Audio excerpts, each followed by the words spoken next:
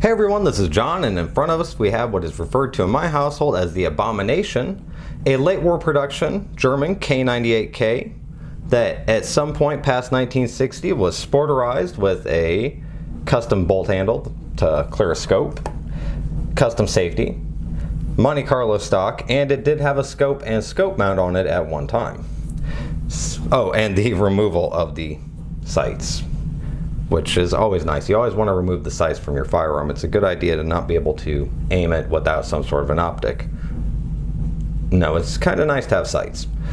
Regardless of that, I have done some things to this myself, and part of why it is referred to as the Abomination in my household, and two members of it refused to shoot it, by adding a small piece of Picatinny rail, which I matched up to the already pre-drilled and tapped holes in the receiver, on which I mounted a low-end micro red dot sight, which I used to have on my GSG MP40P.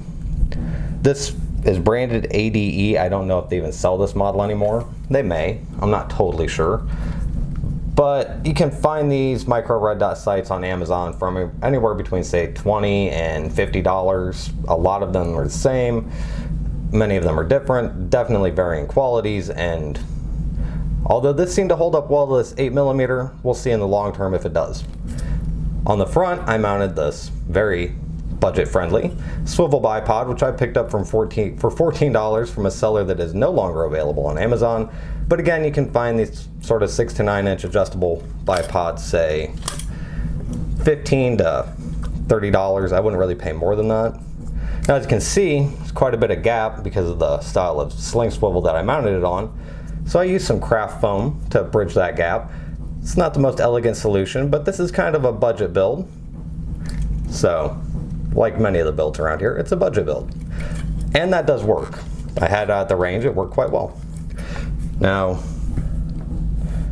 one of the things about mounting this micro red dot, as questioned, was could you use stripper clips with it?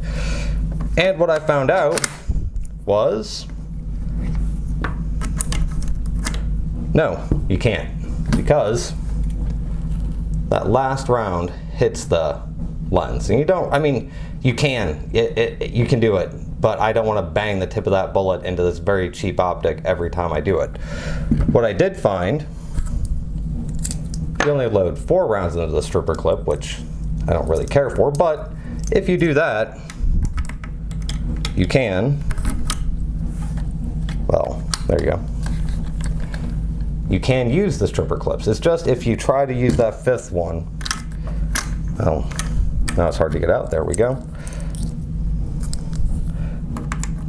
Stick it in there one more time. Maybe this time I can break the back of that very cheap optic. Now, you can finagle it in there, but it's really not very practical. If you're going to do it, 4, or just single load them. Now, in the video, you'll see I had it at the range. I didn't get to shoot it that much. It's still cold. I've only done a little bit of sighting in with it with the bore sighter. It was pretty on. I had to do a little bit of, well, I shouldn't say that. Left and right, totally on. Up and down, slightly off. But, you know, I don't expect that much from a laser bore sighter. The fact that it got me that close made me happy.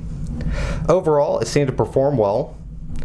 I think it was a good idea to do it, given it had no sights, even though, again, in my household it's referred to as the Abomination. Now, I did try, after I got back from the range, moving the sight up 1 notch, but when you do that, it gets real wiggly. And I just don't think it's good to have a little wiggly sight on your rifle. Ooh, there's a wiggly tripod. There's how it looks from this side. I actually really do like this for what it is. I should say that, for what it is. It's not handsome, but it was pretty accurate. This is not going to sit here. Let's see if I can rest it on this. No, it's just going to roll around. Rolling in the hay. We'll set there for now. But for what it is and what I have in it, I'm pretty happy with it so far. I kind of have my doubts on how well this bipod is going to hold up in the long run to this 8mm. The micro red dot, though, seemed to hold 0 perfectly fine, and we'll see in the pardon me, in the long term how well it holds up to the heavy recoil. The magazine capacity is a little limited, 5 rounds, so maybe in the future I'll mount the trench magazine on it, and we'll see how it works with that. Maybe kind of have a little bit of a scout, not sniper rifle, since this is a pretty non-powered optic, but a scout something.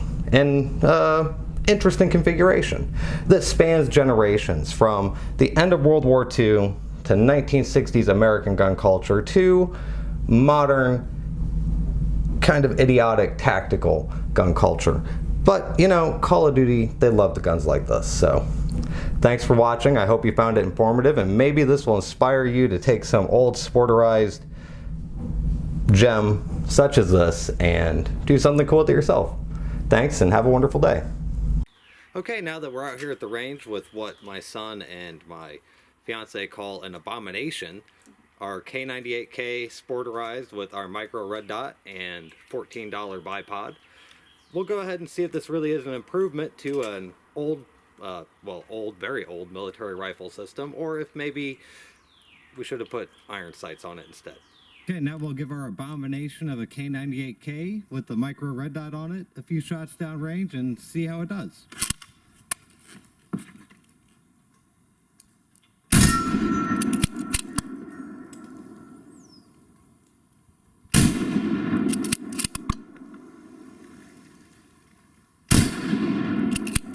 Close. Close enough.